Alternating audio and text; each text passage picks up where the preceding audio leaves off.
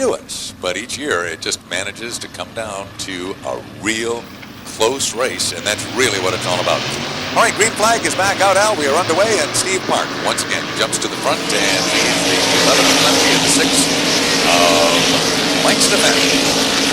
Tony Hirschman working on Bobby Gagetskis in 57. Again, focus is on Hirschman. He will get around Bobby G as Rick Fuller continues to run at a virtual snail's pace on the Speedway. A lot of drivers hustling to try to get back up front. The 99 of Jamie Tomeno trying desperately, but he's got a long, long way to go, and he will have an interesting chat, I'm sure, with the 44 crew when this one is all over, as Reggie has already expressed his displeasure with the activities of Jamie out on the racetrack.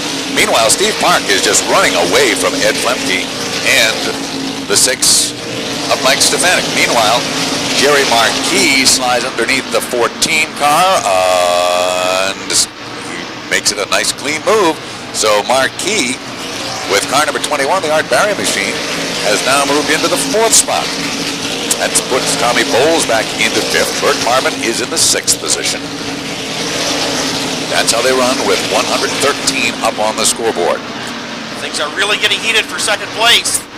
Here's Stefanik looking to the outside of Lemke. Lemke holding that strong groove will not let Stefanik around. Marquis getting into the picture as well. Now Tony Hirschman has passed Tony Ferrandi. That is a pass for position. Side by side for second. Now Lemke slides up the track. He will lose second to Stefanik. And here's Marquis coming for third. Marquis will take over the number 3 spot. 10 to go. Dick Brooks holding out. The 2 open hands. 10 laps to go. Tony Hirschman now closing in on a group of cars in front of him. He can get around the group that includes Meserve, Tomeno, and Carl Pastriak. He should be able to put the crown in his pocket, but it's no easily done thing. Steve Park on a Sunday evening drive under the full moon. The action further back in the field. And I'll tell you, there's a lot of action and some anxiety as this thing is far from over. Hirschman takes a look underneath. The Meserve machine can't make the move as they work their way down the back straightaway, as Meserve and Tomeno run side by side. You can see an awful lot of action back there as Hirschman desperately looks for some running room. Takes a peek to the outside of the 99 car. Tony Hirschman, car number 3, up on the high side of turn 2, down the back straightaway, slips on by Tomeno. We don't know how, and gets a little bit closer to his goal. And meanwhile, Dan Avery is coming like gangbusters as well. He's in a position to pass Hirschman. Avery is a lead lap car.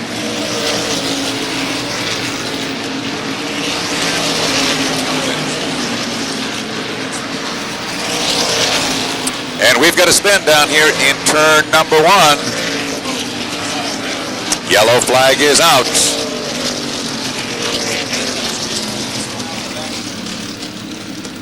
And we also have a car, we believe, that is spun out. Yes, indeed. Ted Christopher's car number 13 down at the infield. Very, very busy, very successful, and very fortunate young man, Stephen Park. And I think that we can all feel very fortunate in having watched this young fella's career blossom from the first time that he appeared here at this racetrack and became the threat of the modified tour. Al, here they come. 2 to go. Green is in the air from Dick Brooks. Steve Park takes off, and he's got 4 car lengths over Mike Stefanik by the time they hit the start-finish stripe. Down into turn number 1. All the lead lap cars in single file. No challenges for position at the moment. Here they come, off of turn number 4. This is it, the final circuit for the NASCAR Featherlight Modified Tour for 1996. And Steve Park is the man at the helm. He leads them off the second turn and down that 500-foot back straightaway for the final time for this year and possibly the final time in his career. A comfortable advantage over Mike Stefanik as he exits turn number 4. It is Stephen Park to claim the win, followed by Stefanik, Marquis, Lemke in that order. Steve Park going out in style, and what would you expect from a gentleman who is not only a tremendous race driver, but also a truly outstanding young man. He will receive the congratulations of his competitors. Jerry Marquis pulling up alongside. We have seen perhaps the last modified race of Steve Park's career, but we will certainly hear much, much more of Steve Park. Not only will he be a fine racer as he goes off to race for Dale Earnhardt, but he will be a great ambassador for racers here in the Northeast, and by his presence, he greatly increases the prestige of modified tour and no question about that, Al. And Steve told me last weekend that he really would like to be able to come back and run a modified race or two next year. Of course, Steve Park taking a well-deserved, a richly deserved Polish victory lap. He's really one of the fine drivers to come out of the Northeast, come out of Cleveland. Give him a hand as he rolls down past pit grandstands. Up here along the strip that leads to Victory Lane, you have seen one of the great talents in racing and also one of the truly fine people in the sport. We had the pleasure of calling many races, one by his brother, as great as all of you, one by Steve himself. okay, he's a great kid, and he has certainly earned everything that has come his way. This victory has come his way tonight, and let's enjoy it with him. Once again, Rich Bono is trackside. Rich. All right, this is going to be a fun victory lane. Steve Park, in perhaps his final drive in a NASCAR Modified, wins here at Thompson Speedway. The World Series' 5th NASCAR Featherlight Modified Tour Race of the year. Here he is, ladies and gentlemen, for the final time in a NASCAR Modified. Let's hear it for Northport, Long Island, New York. Steve Park, he is the winner. And for the second year in a row, the runner-up in the NASCAR Modified standings to Tony Hirschman, and we'll have a word with everybody here in a few moments. Congratulations from everybody all around here in Victory Lane, as they are a happy bunch. His dad, Bob Park, is here congratulating his son, Steve, on a tremendous victory. Steve, there's Patty Mansell, the car owner, giving Steve a big hug. Congratulations, Steve. You won your first modified tour race here at Thompson Speedway back, 1989? Something like that, in the Thompson 300 for Kurt Chase. Won your last one here tonight for Scott and Patty Mansell. This car was hooked after that restart. You blasted your way to the front. Congratulations. Yeah, I don't even know where to start to thank people. You know, I'll have to start by thanking Don Honing and DR and all the people here at Thompson, everyone that works here. They've just been wonderful to me throughout my career. These fans, these guys are the best. You guys are the best out here, I'll tell you.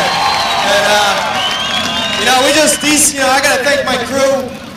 Tony's engine, his engine just ran flawless. Goodyear tires were awesome all day. Troyer chassis, Sunoco race fuels.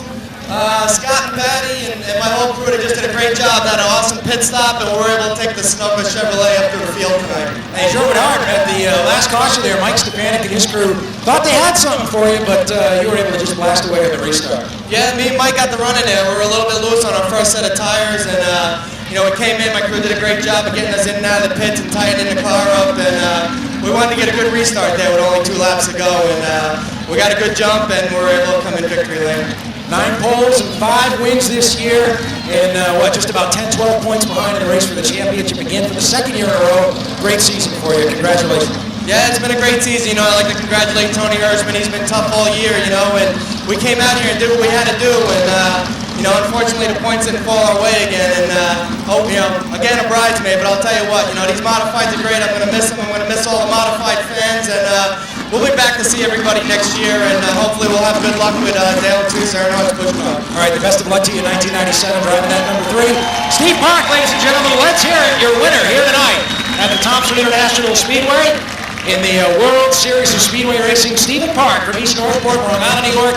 Back in the late 1980s, he won his first National Modified Tour race here at Thompson Speedway, the big one, the 300, and he wins his last Modified Tour race here tonight for Scott and Patty Mansell in the Sunoco Race Fuels car in Victory Lane with Don Honing and Steve Park, your winner tonight.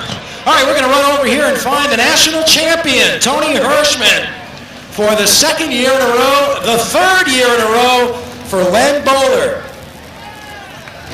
As we'll try to find Tony down here, he is getting his picture taken in Victory Lane as Tony wins the national championship. Tony, congratulations. I'll tell you what, a little bit of a scary moment there for you a couple of times. Ended up back in the pack, came up through, and I think it was a run-in out there with Carl Pasternak, if I'm not mistaken, that may have cut down your left front. I didn't need that. You know, we had a good car. You know, we're coming back up through, taking my time, and I thought Carl would give me room on the outside. As soon as I pulled up next to him, he just wiggled a little bit, come out in front of me, and I poked him with my left front.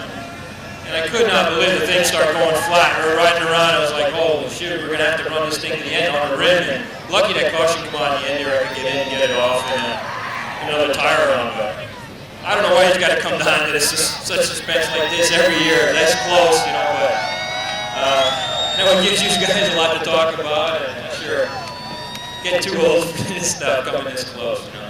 It's a great year for you. 2 in a row for you and Len Bowler, a team that just got together prior to the start of last year. 3 in a row for Bowler. Pretty amazing for this old race car in this team. He sure is. You know, he puts a good race car underneath you every week, and the guys just do a good job. You know, the car finishes races. You know, we don't win as many races as some of the other guys do, but 3 ain't too bad this year, and a lot of top 5s. That's what I made all the points, and I don't know why it's got to come down to the wire like this. We had a 200-some point lead there a couple of races back, but it just makes you tough, you know. It makes Steven tough. That's where he's going, where he is, and you know, sure makes me tough too. You know, to endure this. You know, we led the points like the last 2 years. It's about, you know, both years and the whole year, and just looking back over my shoulder all that time, it's just like, you know, you wonder who's the next guy going to come up after you. But just feels great, you know, especially for letting you guys. You know, I got to give him a lot of credit. I don't know how many years he got left in him, you know, to keep putting these championship cars underneath people, and you know, I just got to give him a lot of credit. Well, 2 in a row, congratulations. Put you on a big list of a lot of historic names in this division, like Richie Evans, Jerry Cook. A lot of guys that have won this national championship, Brett Sarah, Paul Stevens, and now you're a 2-time champion. You're a great champion, and you represent this division well. Tony Hirschman, ladies and gentlemen, the 1996 National Modified Champion in Victory Lane here along with Len Bowler. I'd like to try to find Lenny and get a word with him. But he's probably loading up the hauler right now, because that's the usual thing that Lenny does after he wins a championship. He goes on and he loads up the truck so they can get on out of here and get home. Len Bowler, 3 years in a row, they are the national champions. Congratulations to all, and since we mentioned the car owner of the modified titleist, we should also mention Paul Dunnigan, the car owner champion of the International Modified Association, and Gene Angelillo, who's again the NEMA midget car owning champion. Congratulations to all, and of course, all these drivers, to the best of my knowledge, plan to defend that crown next year. And as a side note, too, for trivia buffs, keep in mind that today some history was established as well, in that in the modern day era, for the first time since the establishment of the modified tour concept, the car owner has won 3 consecutive championships. 3 of any kind. Okay. No one else has had 3 titles as a modified tour owner. That's right. Come to think of it, that's right. Dating back to 1985. Great field of road stocks here. Again, I'm amazed after the long hard season. These cars get raced a lot. Some of them get raced 3 times a week, but yet the vast majority of them virtual show car condition here at Thompson for the World Series. Time to go racing. No question about it. Lou Mantelitis is bringing the field around with car number 47. The pace car dives in, and we are underway. Green flag is out. Mantelitis jumps right out in front. Premier holds on for the second spot. And for third, car number 19, Jeff Seidema. Seidema does make that move, and Murray, car number 8, that is Russ Murray, assumes position number 4. But here comes Rick Martin in 14 down on the inside to round up the top 5. Slowly but surely we shuffle the deck, sort this one out, but we've got a spin as Jimmy Kuhn goes around, and now we are literally stacking them up as they exit turn number 4. The track completely blocked, and we have got, I'm going to guess a quick count, a dozen cars involved in this thing. And 3 or 4 who are central to the accident look to be in pretty bad shape. A large amount of steam wafting from one of them. Then of course it's a turn. Let's see, it looks like we have one more car. Dick Houlihan able to pull away. Wayne Dion is driving away with the 99. All right, looking for the restart here this time as Lou Mantelitis will bring him around with the 1 of Pete Frappier on the outside. Then it's Jeff Seidema, who was a feature winner here this year, and Russ Murray finished second in the big 150 lapper that we had here earlier in October. Wheels them off for. Pace car is off. Green is out. We're back underway. Rick Fuller dives to the bottom of the racetrack and tries to put the 17.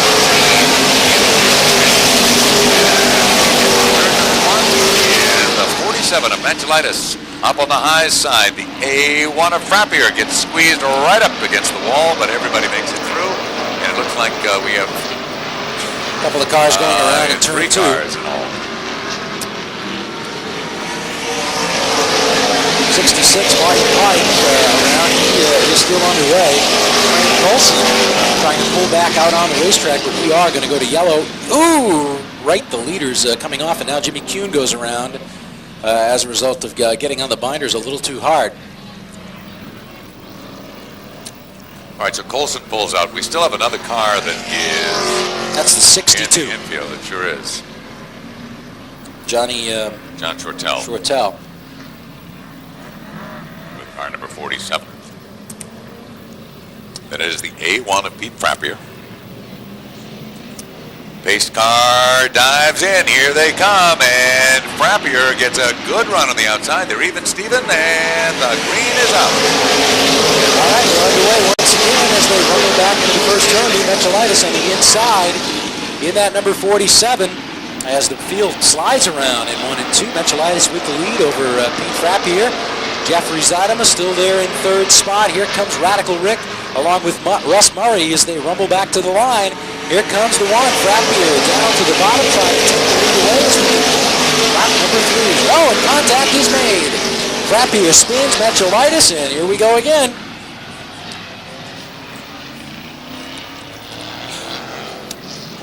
Okay.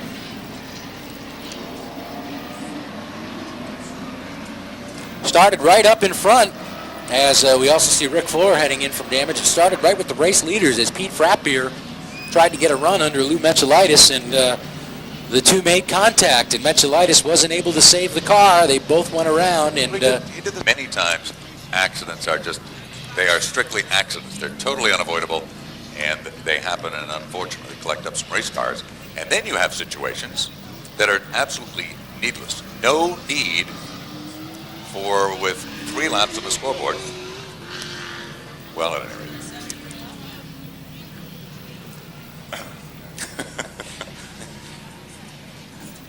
pits, and it looks like Krapata and the 8 car of Murray are now pulled out of the turn 2 area. Murray stable has been reduced now to 1 automobile, we believe.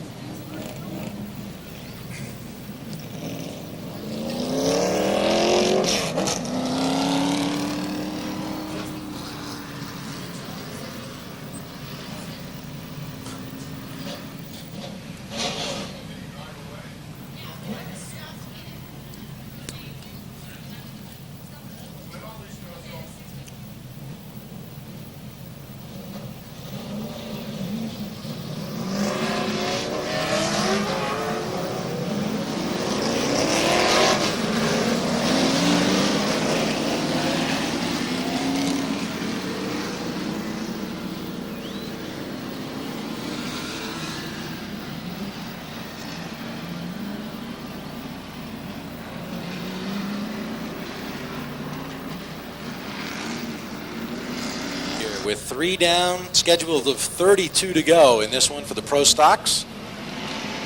And Jeff Zeidema, the new race leader. Green flag is out. Zeidema steps on it and takes it out in the lead, and there goes Kuhn. Jimmy Kuhn for the second time tonight to drive down through the infield and come to rest against the wall. It does not look, however, as though he made hard contact with the wall. We'll see if he can refire the car. Kuhn did not get up to speed on the start, and he got routed around by the 74 of Lou Pryor, and that brings out another caution. Meanwhile, a lot of smoke coming out from car number 39, George Bissett's machine. Crash was back just about dead last. 2 laps later, he is in 7th by avoiding the rest of the wrecks. So let's see what happens. All right, green is out. We're back racing, folks, as they rumble back to the stripe. Down to the line, Zeidema out-drags the 14 of Martin into the first turn. As they scramble down to that first corner, we have got Martin in the lead, or Martin rather, in second, trying to chase down Jeff Zeidema. And we've got a car going around on the back straightaway. That is Hooley. Nick Houlihan. Wow, Lou Manchulitis just misses. Dick Houlihan, who sits there on the back straightaway, and now we're back under yellow again.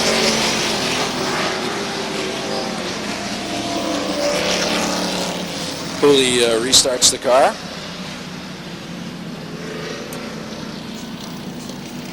The Pro Stocks get set to do battle out in the third turn. Zytamo, who had a great restart last time over Ricky Martin, has a good one this time. Look at Rigo down on the inside. He is 3 deep underneath Jimmy McCallum as they come down to the line. Rigo trying to gain a few spots here. And look at McCallum's right rear fender. Boy, that thing is flapping in the breeze out there in the number 2, the Hydrostop roofing car. Keep your eyes on that. All right, little bumper thumper between Martin and Zytama as Jeff Zytama won the drag race down through turns 1 and 2. Jeff gets a little high. Martin looks to the low side, pulls up alongside, sticks the nose there, but can't quite make the move. Jeff still has the advantage, and Martin gets a little bit loose between 1 and 2, but is able to gather it back. 74 of Luke Pryor is in the 3rd spot. 4th is Ernie Holland in the 31. Rounding out the top 5 is Dave Salzarulo in car number 32. Then it is Jim McCallum. Car number 2 is officials keep a close eye on the 4. And we've got the 58 of Crosley going around again in virtually the same spot. Second time for Mike Crosley, but does a good thing and keeps it going. The Attaboy Award going to Mike Crosley from Pasco, Rhode Island. All right, here comes Martin again, digging at the bottom of the racetrack, but this time a good gets run. the position.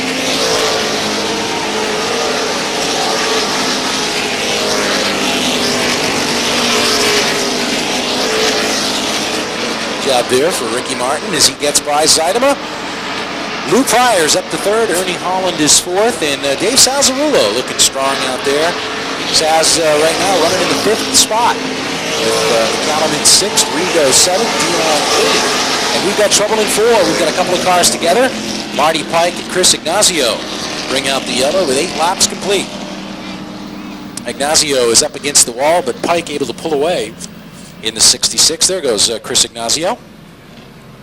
Also, Crosley spinning out again in turn 2 as Ignazio pulls his car off the racetrack and down into the infield pits. Pace car ready to duck in with Radical Rick and Jeff Zytama to bring him around. Here they come. Oh, great Big jump. Great jump for Rick Martin as he takes full advantage and leads them back across the line. Zytama slides back in for his second. Pryor holds on for the 3rd spot. It is still Ernie Holland in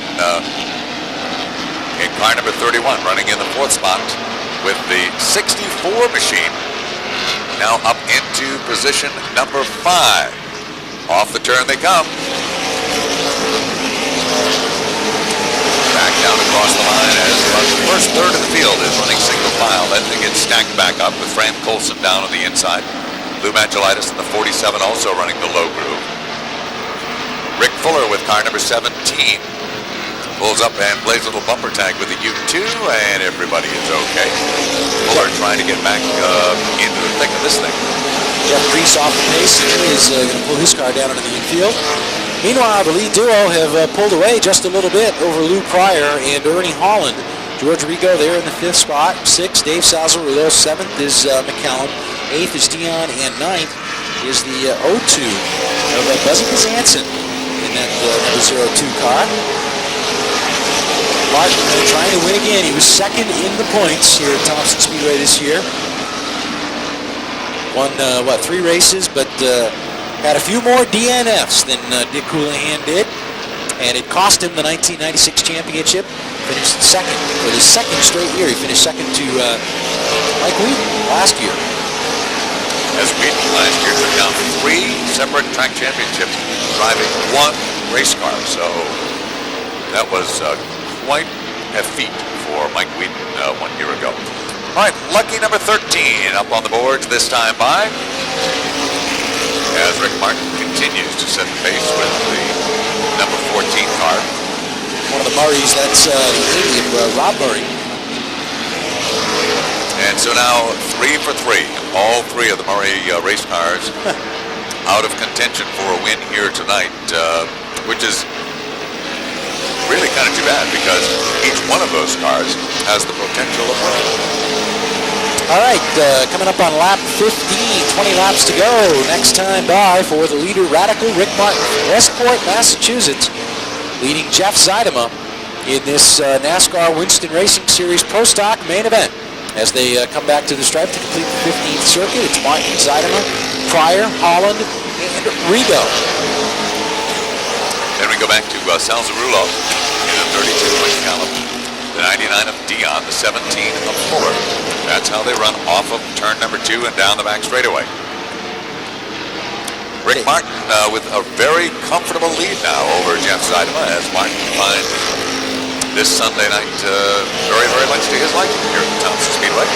Zeidema also doing very well, but I'm sure he would be much happier if he were in the lead. Zeidema with a good run there. He's got a couple of wins under his belt this year as well. Jeff Zeidema in that number 19 car as they head to the stripe, completing lap number 17 here this evening. Into the wall is Dion as he got a little wide off turn 4 that time. We see some sparks coming out of the car down into turn 1. Wayne Dion got a little bit wide out of that 4th turn and clipped the wall. A lot of experience at this racetrack for that guy, Wayne Dion, a former champion here back in 1979 in the late model car.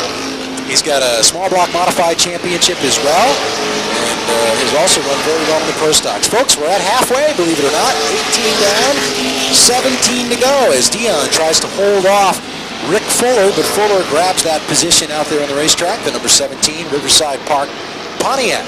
Rick Fuller moves up a notch. Apparently Dion has a broken header somewhere on that race car because you can see the fuel load building up as he enters the turn, and then it suddenly pops right about there. Well, no, he didn't. Oh, there goes the U2. Ooh. And for the second time tonight, Mekalitis does a great job avoiding that one. That was the U2 going around out there in the second turn. That's Mike Gramellini, and we'll see if he's able to refire that car. He's gone a lap down, sitting down there in the infield already. Laps continue to tick away, and Dick Brooks keeping a close eye on that. There he goes. There he he refires the race car. We remain under green. But Mike Crosley has once again found his favorite spot. The infield off of turn number 4. How that car always stays running after he spins out. He always is able to keep it underway. Sportsman-like driving there, Mike Crosley in the 58. Rick Fuller's on the move, folks. I'll tell you what, he is climbing up through the field. He's now up in, I believe, into the 6th position in the Riverside Park, number 17. Made a couple of pit stops, and he is climbing up through the pack as we've got 13 laps to go.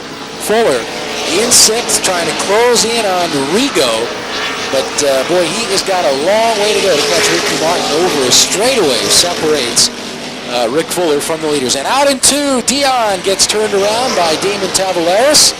Wayne sliding around there in the infield grass. He's got the car pointing in the right direction.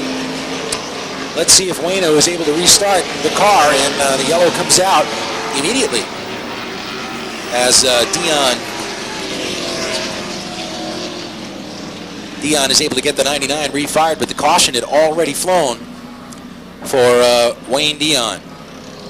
McCallum and Dave Salzarulo, Damon Tavaleris, and Buzzy Bezanson completing the top 10. All right, squeezing by that Camaro pace car there in turn 4. As Martin stood on it, Billy Shaverko was still out of the racetrack. Everybody looks by, and they run back into the first turn with Martin in the lead. All right, so Martin maintains the advantage. Zeidema is right there. Luke Pryor Jr. off the pace by about a car length. Then it is back to Rigo in the 64. Fuller has already managed to put away the 31 of Holland. And now Fuller looks to the outside of car number 64, George Rigo. Rick Fuller wanting to get up into the thick of this thing and battle for the lead, and he looks to the outside of Rigo as they head down the back straightaway. He pulls up alongside, and Fuller puts the 17 up into the 4th. Picks up 2 spots in just 2 laps. Rick Fuller from Auburn, Massachusetts in that Riverside Park Pontiac, climbing up to the front. Had a very disappointing run of the NASCAR Featherlight Modified Tour feature event, and very disappointing end of the season for Rick Fuller in that Bobby Fuller-owned automobile, but he would love to go out in style with a win here tonight in that Riverside Park number 17, feature winner this year here at the Big T. Heading into the first turn, once again, 9 laps to go as we begin to wind this one down It is Radical Rick Martin in the lead. Jeff Zeidema in second. Lou Pryor is third. Rick Fuller fourth. George Rigo fifth. Up into the sixth position now is Jim McCallum. Damon Tavares is up into seventh. Eighth is now Houlihan. Falling way back into the ninth spot, Ernie Holland, and in 10th, Dave Saucerulo in 32. Houlihan is coming here in that number one. Started 26th, worked his way up to 7th, and spun out, and is now back up into the top 10 in the number one. That's been pretty much, since he spun himself out, it's been pretty much all under green that he's worked his way to the front. So a great run for Hooley in the number one here tonight. Reese is back on pit road with car number 4 and appears to be headed back out onto the racetrack after well, not exactly a quick stop, but a stop in the pit area. Meanwhile, the laps continue to tick away. We'll put 29 on the board as they cross the stripe, make it 29. All Rick Martin out in front, still in the lead in that Whitewater Seafood car as David Hutchins goes around out in turn 3, and that'll bring out the yellow. David Hutchins in the number 96 spins right up in between 3 and 4 under the Napa sign, and that brings out the caution. They are going to put the 34 Chris Ignacio behind the wall. You can see the steam and the water coming out of that car. Hutchins is going to pick up at the back of the pack, and that is it for Ignacio tonight. Chris Ignacio in the 34, done for the night. 6 to go in this Pro Stock feature event. Ricky Martin once again gets the good jump. But here comes Fuller on the outside of Pryor as they race hard to the line. Fuller trying to take advantage of that outside line of the restart. Pryor races him hard into turn 1. They're side by side off of 2. Fuller gets a great run off that banking, however, and puts the 17 up into the 3rd spot. Tries to tuck right in the rear bumper of Zeidema. It is Martin, Zeidema, Fuller, Pryor, and Rigo in that order as they cross the start-finish line. With 30 circuits up on the board, 5 remain to be run in this feature event, with only 3 more races to round out our Red Dog World Series. That's all, huh? That's all, huh? All right, here they come down to the stripe again, and we see the 14, Radical Rick Martin in front. He's been there just about all night. With 4 laps to go now, Zeidema holding on to that number 2 spot. Fuller looks like he's crested up about as high as he's going to go here, up into 3rd. Doesn't look like he's got a whole lot left to challenge Jeff Zeidema and Ricky Martin. Lou Pryor, great run for Lou Pryor. Great way to close out the year. He is up there in the top 5. And George Rigo, Jim McCallum, and Dick Houlihan doing battle. Let the fiberglass fly here. In the final couple of laps, here comes McCallum. 2-time winner here at Thompson this year. Slides on up to the 5th position as he goes up and around George Rigo. A little contact between Rigo and Houlihan. The smoke was quite evident there down the back straightaway. But they worked their way off the turn, back down Main straightaway. With 33 of 35 on the board's final 2 circuits being posted, and they are headed for home. White flag will fly this time. It will be Rick Martin. Martin across the line. One more time around the 5/8 mile oval for Rick Martin, for Jeff Zeidema, for Rick Fuller, Lou Pryor, and Jimmy McCallum.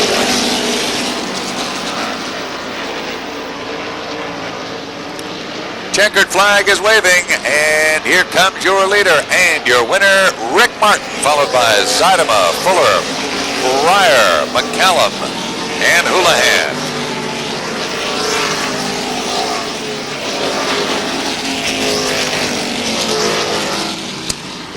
Red Dog World Series win for the Pro Stocks.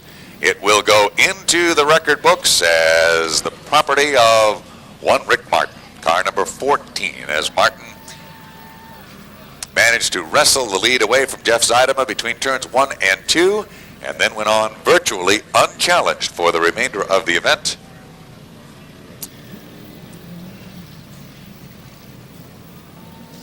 So Rick Martin leads a crew across the line with Jeff Zeidema in 2nd, Rick Fuller in 3rd, 4th, the 74 of Lou Pryor, and rounding out the top 5, unofficially car number 2 for Jim McCallum.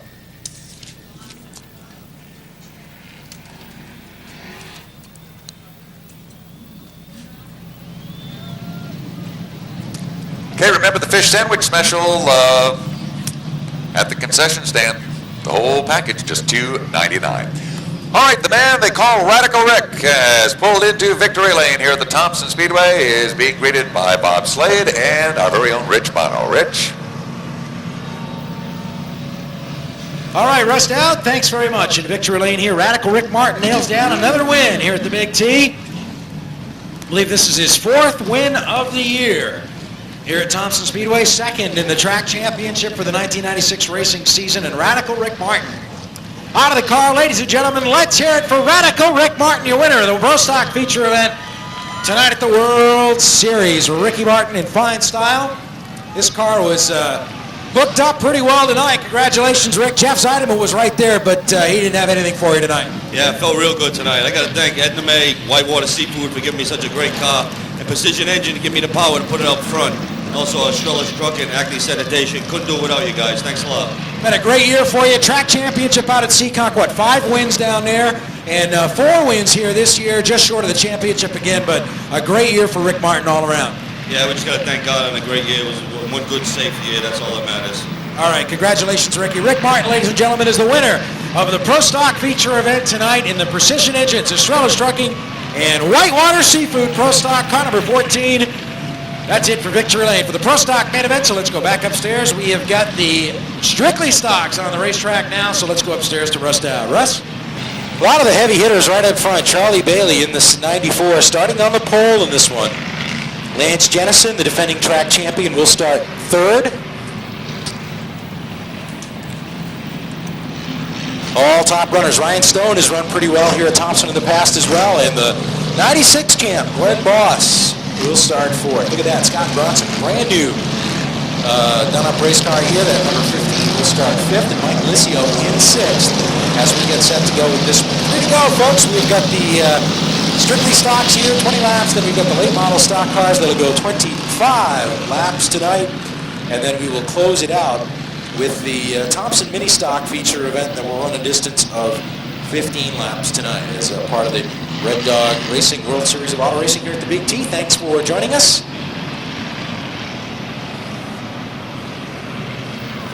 All right, field lined up. Safety lights are out on the Thompson Speedway Camaro pace car, and we are set to run here as the pace car ducks for cover. Charlie Bailey will bring them around along with Ryan Stone and Lance Jennison and Glenn Boss, all strong runners here at the Big T. Green is out. We're underway with this Strictly Stock main event. Into turn 1 to go, and it is Bailey setting the pace as he slides up in front of the 39 of Stone. Charles Bailey sets the pace. Stone is running in the 2nd spot, side by side for 3rd as the 07 of Cullerton has gone around in turn number 2. He is running. Underway. So Remember, are we. these are the first laps these drivers have turned in over a week here at Thompson Speedway.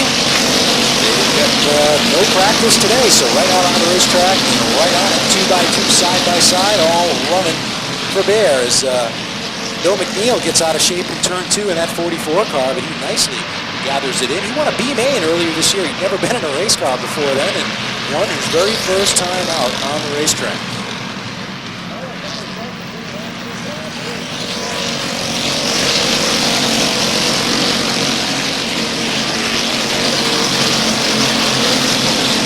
Spot away as they exit turn 2. Also keep your eyes on the 97 of Marina Rose. LaRose has now managed to move up past the 15 of Scott Bronzik, and the 1 of Lance Jennison is kind of sandwiched in between LaRose and the 76 of Boss. Jennison running very, very well all year long. But Charles Bailey is the man of the hour as he has about a 5-car length advantage over the 2nd place automobiles, but that is about to come to an end as Glenn Boss slides on by Ryan Stone. Boss now puts the 76 into the 2nd spot. He brings along with him car number 1, or is it a case of LaRose pushing the number 1? But either way, Lance Jennison moves into 3rd, and LaRose is right there knocking on the door as they work their way underneath the 39 of Ryan Stone. All right, Lance Jennison, last year's champion, up into the 3rd position as we've got trouble here on the front straightaway. That's Norm Beauvais. Oh, they were completely sideways. Everybody straightens it out, but the caution had already been thrown. On this restart, 4 down, 16 to go for the Strictly Stocks here tonight. One of the regular weekly divisions here at the Big T. All right, green is out. We're back underway. Let's see what Charles Bailey has here. If he can hold off Glenn Boss, the 96 champion. Here comes Ernie LaRose from Plainfield, Connecticut. He sticks the nose out there as well, trying to give an assist to Glenn Boss and make that outside line move. But Bailey is able to hold on to the position as they exit turn 2. We're working lap 5. Boss is there in second. LaRose running side by side with Lance Jennison for the 3rd position. It looks like Ernie LaRose from Plainfield in the 97 WCTY automobile takes over 3rd. He's got that advantage with Jennison falling back to 4th. Scott Bronsick working his way up to 5th. And Jerry Kadare, pretty good run up into the 6th spot, dropping Ryan Stone into 7th. Mike Liscio is in 8th. And Art Hall up into the 9th position as Vinny Benoit falls off the pace in the number 21. I was just gonna comment on what a great run Vinny Benoit was having. And it all appears to be coming to an end as he slows and drops to the bottom of the racetrack. Meanwhile, some of the other heavy hitters in this division trying to make a run for the front. 72 of Mike Alciero, and I'm just going to say the 13, but unfortunately Macrino has gone around now, and it looks like he is trying to start it, but yellow is out. Now there is a genuine effort to start that because we can see right down into the race car from up here. You can see every time he hits the starter, it just is not, the commensurator is not commensurate. As they say in the Chitwood Show, the generator gens and the pistons work. Go up and down. Yeah. For 1997. All right, under green we are, and Bailey once again will lead them off of turn number 4. The challenge is for second as LaRose has now managed to try to sneak that spot away from Glenn Boss, but Glenn takes the 76 in deep through turns 1 and 2. Side by side, Boss right up almost against the wall as they exit turn number 2, has an advantage of about 3 feet. But Boss takes it in very deep. In fact, almost too deep because he gets up high and Jennison goes around with car number 1. Does a 360. Pops that baby in gear and keeps on trucking. Blaze zips down through the infield. Mows a little long, but we remain under green as Lance Jennison. That was an impressive burnout. I was going to say, that's some serious power there. All right, off turn 4. Here comes 94. Charles Bailey still in the race lead, and Ernie LaRose, his neighbor from Plainfield, is up there in second now. Third is the 76 of Glenn Boss, the 1996 champion, as they rumble off of turn number 2. Jerry Kadare with a terrific run. Kadare is up into the 4th position. Scott Bronsick is 5th. In 6th is Ryan Stone. Mike Liscio, who is up among the leaders, is now fallen off the pace in the number 47, and it looks like he's going to take it down into the infield. Bailey and the 97 automobile, Ernie LaRose, running pretty much bumper to bumper. LaRose looking for any opportunity to move in and challenge Bailey for the lead. Bailey has had a very, very successful year. In fact, the lead trio, each one has had a very successful season. And right now, Bailey appears to be the man to beat as we reach the halfway point. I'll tell you what, though, Ernie LaRose is really putting the pressure on Charles Bailey as they run off turn 2. Still a long way to go to this one. 10 laps to go, and Bailey is in defensive mode. At this point, he is driving low on the racetrack, and he's going to make LaRose work to the high side. You can see Bailey riding right on the bottom of the racetrack, not trying to give LaRose an inch, and Ernie's trying to take an inch down on the bottom over there. And he's got the fender up alongside as they go back into turn 1. Let's see what happens. LaRose once again is able to inch an inch and... Whoa, trouble right here on the front straightaway. Hard hit by the number 33. I think that's Paul Rapps. Sorry, Cliff Gomo in the 33 here tonight. Cliff Gomo. And we see, yeah, there he is. Cliff is okay, so that's a good sign because that was a pretty hard shot there for Cliff. And I think he's not a happy guy right now. This is his first start in one of these cars, strictly stock automobile.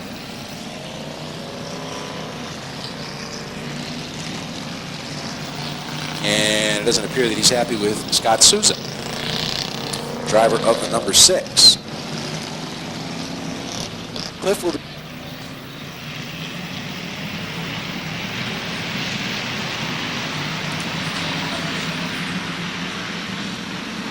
All right, green is out, and here comes LaRose. He gets the big jump on the restart, and Ernie LaRose out of Plainfield, Connecticut, doing battle with Charles Bailey out there in 2. Scott Fanning gets hooked around out there in the second turn, but he's still underway, and we're going to stay green here as Fanning pulls away. Ernie LaRose now in the 97 uses the high line to his advantage, and he grabs the lead away from Charles Bailey out there on the racetrack with 8 laps remaining. 8 to go for Ernie LaRose from Plainfield, Connecticut over Charles Bailey, who falls back into the second spot. Glenn Boss, the track champ, is third. In fourth, Jerry Kader. Fifth is Scott Bronsick. Sixth, Norm Bove. Seventh is Russ Hawley. In eighth is Al Fierro. Ninth, Art Hall, and Ryan Stone back into the 10th spot with 7 laps to go. Great run for Al Fierro as he started really deep in the pack here tonight and has managed to work his way up through. So congratulations going out to the driver of the 72, but we got problems. Big time problems, and it looks like Scott Bronsick's car number 15 and the 11 car coming together over there in turn number 2. Bronsick is out of the race car. Fortunately, he is okay, but a hard hit for Scott Bronsick. Car number 15. And Norm Bove limps down pit road with car number 11.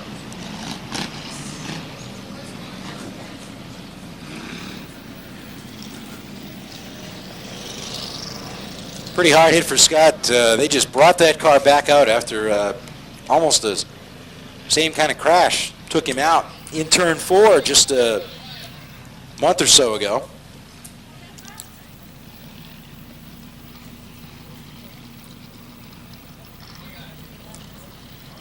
Looks like he hit hard enough to break the fuel pump off, and that is what flamed up there for a second. That would be a... Whoops, looks like we're playing a little game of bumper thumper over in the backstretch. We would hate to have you bail out before this thing is all over. Yeah, you've hung in near this line, you've folks. been here. I mean, gee whiz, be able to need a little bragging rights over the winter. All right, green drops, and we're going at it again. This time, Glenn Boss trying to get a run on the inside underneath the 70 or 94 of Charles Bailey, as that's the battle for the second position. 6 laps to go this time, and Charles Bailey is able to hold off Glenn Boss. Jerry Kader still there in 4th spot. Russ Hawley is 5th. Art Hall is 6th. Mike Alfiero 7th. Then it's Ryan Stone back there in the 8th spot. 6 to go now for 97 Ernie LaRose as they come back to the stripe, putting another one upon the boards. LaRose with the 97 car out in front, and it looks like maybe we have settled that battle for a second, as Bailey has been able to outmotor the 76 of Boss on a couple of occasions. We'll see if he's able to maintain that advantage as Holly retires car number 46 down the infield pit road, another vehicle which does most of for sale sign. Ernie LaRose with 5 to go. LaRose out in front, running very well here in this strictly stock feature event. Ernie started 8th on the grid. A lot of the heavy hitters were right up front. Bailey right on the pole, and didn't bother LaRose. He methodically picked his way to the front, took over the lead a few laps ago, and he's out in front with just 4 circuits around the 5/8 mile left in his 1996 racing season. Ernie LaRose, Plainfield, Connecticut, AFM engineering car, and we got Macrino spinning again out in turn 4. He couldn't restart his car last time he spun out. We'll see what happens this time for the driver out of Waterford, Connecticut, Tony Macrino, and Dick Brooks is going to wave the yellow for Tony Macrino from Waterford and the Macrino Electric Automobile. 4th turn has not been kind to him this evening. Just 4 laps remain in this one for Ernie LaRose. This should be a quick caution. All right, looks like everybody is set. Here they come. LaRose jumps on the throttle about 300 feet early, but the rest of the field follows suit. And Ernie LaRose will bring them to the start-finish line. Glenn Boss now has an advantage as they head into the turn. Will he be able to grab the spot? Boss and Bailey side by side. Boss a little out of shape off of 2, and that gives Bailey a half a car length advantage, but Boss motors back on the inside. Deep into turn number 3. Boss down on the inside, gets a little bit loose again, As they exit turn number 4, they remain side by side. All right, 3 laps to go, and you can bet that's exactly what Ernie LaRose wants to see in his rearview mirror. Those 2 guys duking it out for second spot. He's able to get a free run around the 5/8 mile and pull away from second place running Charles Bailey, who takes back that position from Glenn Boss. Jerry Cadere still there in 4th, and a good run for Art Hall tonight. Was back there at about 10th spot a few laps ago. And he has worked his way up into the top 5. Russ Hawley is 6th. Brian Stone is 7th. 8th is Mike Alfiero. 9th is Scott Souza. And 10th, Kevin Mason in the number 37. Been a good run for Kevin tonight in that big old Ford. 2 laps to go. We've got 1 to go. This time for Ernie LaRose. White flag waves as Ernie LaRose exits turn number 4 and comes down to the start-finish line into the final circuit.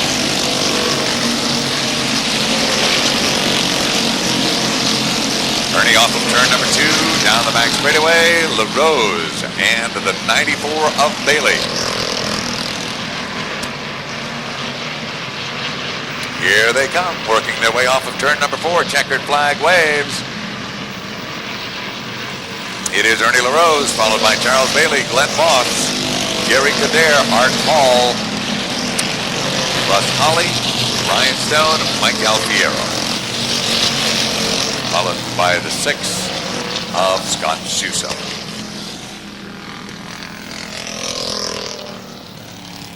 So to recap unofficially, the top 5 goes like this. Ernie LaRose in with car number 97, followed by Charles Bailey in the 94. Then it is Glenn Boss with car number 76. Jerry Cadere is number 31, and Art Hall in car number 12. Late model is scheduled to go 25 laps. The mini stock's 15. Of the Red Dog World Series of Speedway Racing here at the Thompson International Speedway. A very happy Ernie LaRose, quite familiar with the route to victory lane, has once again driven that road as he gets ready to take the helmet off and climb out of the race car. Very happy crew runs over to greet their driver. The helmet is off. He's climbing out of the car. Let's hear it for Ernie LaRose. Rich, it's all yours. All right, rest out. Ernie LaRose wins it tonight. The Strictly Stock feature event here tonight at the Thompson Speedway. The trophy of the checkered flag from Bob Slade. Ernie, congratulations. A great run for you. This car was really hooked. Charles Bailey was right up front. We had Glenn Boss right up front. You were not quite so far back in 8th, but that's pretty far back when those guys were starting up on the pole. Great run for you tonight, though. Got out in front and won this one. Thanks a lot, Rich. I'll tell you, when you beat those guys, you really beat the best in the business. It feels so good just to beat those 2. And I got to thank Larry's Auto Machine in Stonington. The steam in this car is unbelievable. My crew chief, Junior Irish, put the absolute best tires I've ever felt in my life on the car tonight. And my whole crew, all my sponsors, WCTY, R&R, General Repair, AFM Engineering, and everybody else, thank you very much. Great way to end the season for you. Yeah, it is. I'm really looking forward to next year now. All right, Ernie LaRose, ladies and gentlemen, is your winner in the Strictly Stock main event here tonight. How about a nice round of applause, ladies and gentlemen? Ernie LaRose is the feature winner in our Strictly Stock A-Main. Willie Lee, Tom Cashman in the number 28.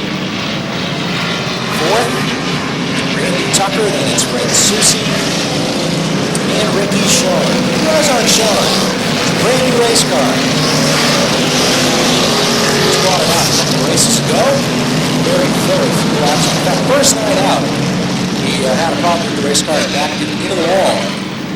Pretty much destroyed the car, rebuilt it, came back out here, and they're looking strong up there in the 6th spot. These cars were qualified last Friday night. So for these boys, this is well over a week since they've been in a race car. All right, here they come. Dick Brooks looks them over, ready to show them green as they come down the stripe. Late models are 38 strong, and we've got problems.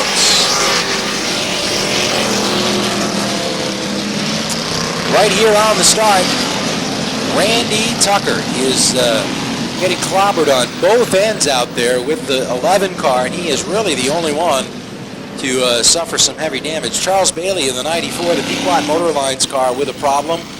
Bob Hanley, some damage to that car as well, but a pretty hard shot there for Randy Tucker.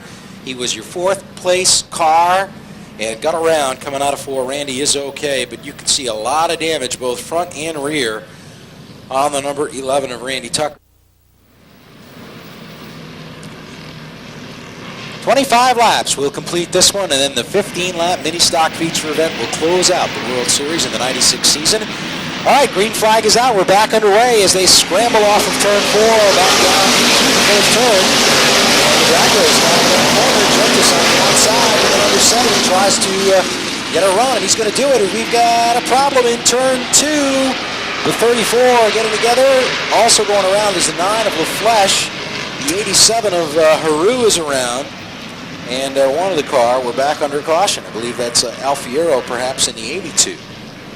All started when the 34 went around out there. That's Roger Ducharme. And everybody jammed together. And Rick LaFleche ran out of room. Rob Haru also ran out of room and went around as well. 4th. Rick Shaw 5th. Paul Hurd is 6th. We'll try it again this time, folks, and let's see what we get. Here comes the 9. LaFleche back out on the racetrack. Going to hang in here on the lead lap. Last time, Gentes was able to make a move up on the high side, but this time it looks like Johnson is off to a great start. In fact, so much so that we've got a real problem going down into turn number 1. Tom Cashman in the number 28 shot up into the wall heading down into the first turn. And he rode all the way around turn 1 right up against the wall at almost full speed. But he's able to pull away. Drives off. All right, Billy Shafurko gets out ahead of the clan and takes the pace car onto pit road. Here they come. Johnson, once again, with a good run down low on the racetrack, is able to get a great start. Gentes is right there on the outside. They're back into turn number 1. Johnson has the advantage. Gentes looks to make that move up on the high side, off the turn. Rick Gentes and John Johnson side by side. The 70 machine has a slight advantage going into turn number 3. And Rick Gentes will emerge from turn number 4 as the leader of this event. Johnson back into the 2nd spot. Sean will be 3rd, followed by Susie in car number 69. Hey, we got a lap on the scoreboard as we conclude our first of our 25 tonight. And out in front, it is Rick Gentes in the lead. John Johnson 2nd, Fred Susie is 3rd, and the battle for 4th out there between the number 30 of Rick Shawn and what looks to be the number 3 of Tommy Fox, who's got a great run going there. In the number 3 down at the bottom, but Fred Susie holding down 3rd. Fox trying to make a move up through in that number 3 car as they roll back into the first turn with 2 laps complete. Fox, who has run very, very well in this division, gets right into the side of the Susie machine. They are able to get squared away, and Fox moves into the 3rd spot. Susie is back into 4th, but here comes Sean down low to challenge Fred Susie at the start-finish line. The big kahuna, Dennis Botticello, now making his presence felt with that red and orange car number 18 as he exits turn number 2 and puts that car into the top 6. Bob Bruce also coming on board with car number 84. Mark St. Hilaire making his presence felt with car number 8, as well as the heavy hitters are quickly moving to the front. Paul Berg with the black number 32. The heaviest hitter is up in the front, though. He started on the outside pole. He took the lead away. 1996 track champ, Rick Gentes from Woonsocket, Rhode Island. Winner last Saturday night of the Outlaw race. Actually, that would have been his 7th win this year here at Thompson Speedway. And Rick out in front of this one. Remember, he was in the truck race earlier on to start it off this afternoon, about 1 o'clock this afternoon. 7 hours later, he's out here in his familiar late model doing well. He's out in the race lead. 5 laps are down as we get a car sliding around in 4. That's the number 2. He gathers it back up. And we're going to stay green here for a while. Raj Ducharme with the number 2. Caution is out. We've got a car against the wall up in turn 2. That may be Don Rhodes. It is car number 73. Fish sandwich. All right, pace car will head for the infield. And one more time, we get underway. Green flag flies. Rick Gentes jumps on the throttle of the 70. Leads them off the turn. Look at the wholesale changes for 2nd. As Johnson gets way up high, Bruce way down low. 3 wide into the turn. Everybody kind of ekes their way through. But boy, did we shuffle the deck that time. It is car number 70, Rick Gentes, out in front. Running in the second spot now is Fox with car number 3. Off the turn they come. Susie is up into the third spot. Johnson back to fourth. Ricky Shawn is fifth. Dennis Botticello into the sixth spot. Seventh is Bob Bruce. Eighth is St. Hilaire. Ninth is the 32 of Hurd. They're off the turn and back down that long back straightaway. The laps continue to go up on the board. We'll put 7th this time by for car number 70, Rick Gentes. All right, Longley looks like he's going to get the black flag from Rick Brooks. There's a lot of smoke coming out of that 91. Used to be 94. He's going to pull down the inside in the 91 car. I believe that is Longley. That it is. All right, out in front, Rick Gentes in the lead with 8 complete this time, 17 remaining. Then it is Tommy Fox. Fred Susie, terrific run for Freddie here tonight. Had a good start to the season. It all slid away for him mid part of the year. Had a tough time completing races. We've got a spinner out in 2. That is Doug Burks in the number 17. He's gone around. Not being through the grass, but he keeps it underpowered. We're going to stay green as we complete lap number 9. Number 9 on the boards. Heading back into this first turn, Gentes with the lead. Behind him is Tom Fox. Fred Susie is Dennis Botticello and Rick Shawn get together.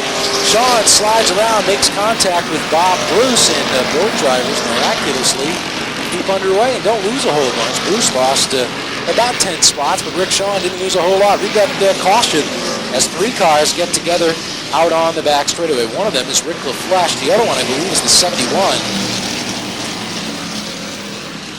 And also the 25. Gary Michaud, car number 71. I believe you're right. 25 of Henry Stanfield was the last car involved. Pretty hard hit for Gary Michaud. Thompson was told to go to the rear of the field, and he pulled over, and nobody passed him. There they go, finally. As Johnson did obey, he pulled over to the side of the racetrack, and nobody decided to go by. All right, green is out. Once again, we've got 16 to go to complete this one, and Gentes still out in front over Susie and Tom Fox. Susie gets a good run on Tom Fox on that restart and tries to take second. Everybody shuffles a bit, and a little bumping and grinding going on down there between turns 1 and 2, but for the most part, everybody makes it through unscathed. It is car number 70, Rick Gentes, once again, the man setting the pace off of turn number 4.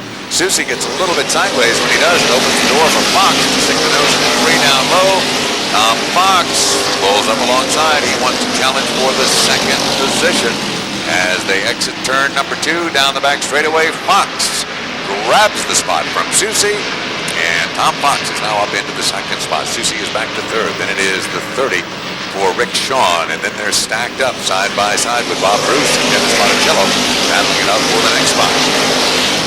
All right, heading down to the first turn, they go. The black flag's still out for Willis Longley in the 91. That car still smoking as we've got 2 cars together into the first turn. That's Bob Hanley. Oh, and Jimmy D just squeaks by. There's actually made brief contact with the 14. There was a little spark action there, but apparently nothing too serious. Here at the Thompson Speedway, and without their help, it would have been very, very difficult to run the season's program. All right, green flag is back out. We are underway. Let's see if we can wrap this one up. Rick Gentes, once again, will lead them down to the line. Fox and Susie once again play a side-by-side battle. This time, Susie is on the inside, but Fox gets a good run in the higher groove. He holds on for the second spot. Rick Shawn is right there, and Shawn now moves up and around Susie. Rick Shawn slides into the third spot. Susie back to fourth, but not for long because here comes Bob Bruce to challenge that position.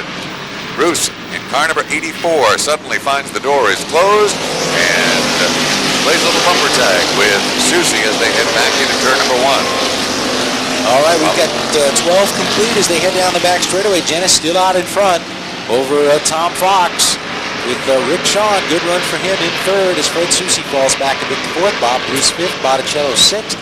Mark St. Hilaire up there in seventh. As they come to the line, there's the halfway point. We've got a spin out in 4. That is Mike Zaransky going around. Everybody squeezes by. Let's hope Zaransky can start that purple number 52, but the yellow is out. Caution is out as Zaransky was just able to start the number 52. He was in a bad spot on the racetrack. Right in the middle of the groove. Should be a quick one here as the racetrack is clear. We'll cross them over and show them the clinch green flag and look for the restart. Off, green is out as Jennis once again pulls with the lead, but Sean getting up into the Tom Fox car, and Bob Bruce gets white walls on the side of that 84 car as they come off turn number 4.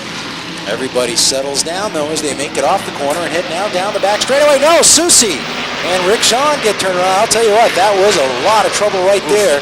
But Fred Susie did an outstanding job hanging onto that car. But Mark St. Hilaire now up into the wall, and he collects another car, and Doug Burks also goes around. But Burks just simply spins and runs. Okay. All right, we've got what? That time, isn't it? Green flag is back out, and here they come. Whoa! Way up to the wall. Tell you what, these guys are on it right now. I think the switch has been thrown. I think you're right. Last race of the season, and as far as they're concerned, it's let's go for broke. Rick Gentes wants to go for the win, and that is why he is trying to run away and hide from the rest of the field. Tom Fox, he's got some other ideas, and Rick Sean is running very well with car number 30. Bob Bruce right here with 84. Susan. Botticello. Any one of those cars very, very capable of taking down the win. All right, now we've got Hanley almost sideways, 3 wide off the turn as they head down the back straightaway. It is Paul Hurd stuck right in the middle. They think better of it and decide to run side by side rather than 3 wide. Hanley once again at the bottom of the racetrack tries to make a run on the inside. He and Hurd make contact, and Hanley backs out of it. All right, and the 27 car sliding up the racetrack allows an opening there for Hurd. That's Ed Reed in the number 27. Hurd is going to grab that spot, but not without some battle there from Ed Reed on the outside. Hurd slides up the track, opens the door again for Hanley as they come 3 wide off of 4. Here they come. What's it going to be like when they head for turn number 1? It looks like everybody plays a little pushy-shovey, but it is Hanley who emerges as the lucky one out of that deal. And Bob Hanley puts the number 14 into a top 10 spot. 7th, in fact. 17 laps up on the scoreboard. 8 to go for Rick Gentes from Woonsocket, Rhode Island, who is pretty well dominating this one, leading them all so far from his outside pole starting position. Tom Fox is now ever so slightly beginning to close in. Rick Sean is 3rd. Holding down the 4th position is number 84, Bob Bruce. Dennis Botticello is in 5th as they work down into the first turn. 6th spot, Fred Susie. 7th is Bob Hanley. 8th, Paul Hurd. 9th is Ed Reed, and Tom Blake is in 10th. With 6 laps to go this time, and Tom Fox is closing in on Rick Gentes. Yeah, he sure does seem to be closing ever so slightly. The question is, can he do it? And boy, look at that. He has just erased the advantage that Gentes had. But Rick is able to open up just a little bit coming off the second turn. A great battle for second as well between the 84 of Bob Bruce and the 30 of Rick Sean as Bruce puts the 84 into the 3rd spot. A good run for Bob here tonight. Started his first late model race a couple years ago here at Thompson in the World Series. Decided to convert his strictly stock over to a late model. I think it was 2 years ago. Ran pretty well. Had a great rookie year last year. Had a terrific year this year. Bob Bruce now up to 3rd. But he's only got, 4 laps to work his way back up and do battle with the front duo of Gentes, who has now opened it up a little bit more over Tom Fox and Bob Bruce.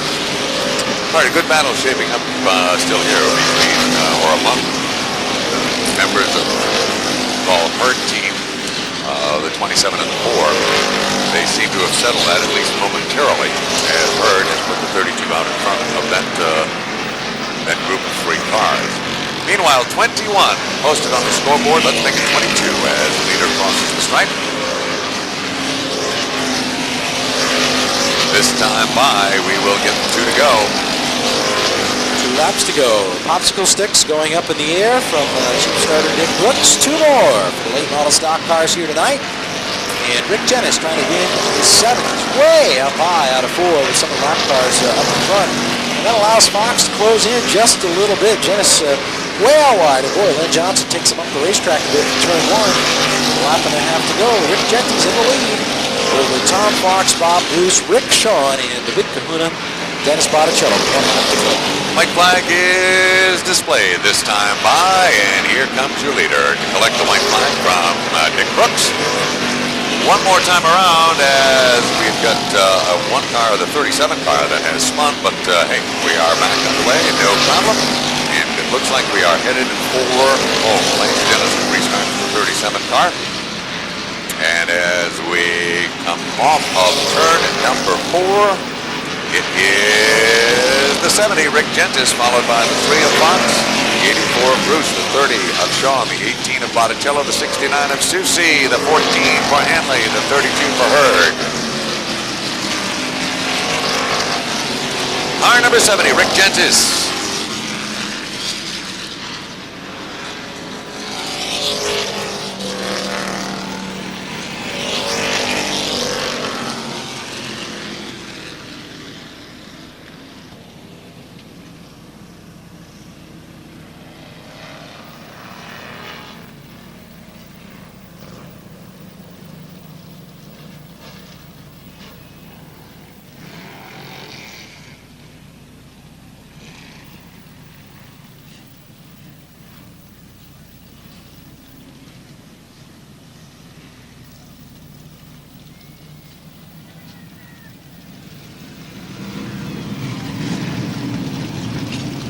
Car number 70,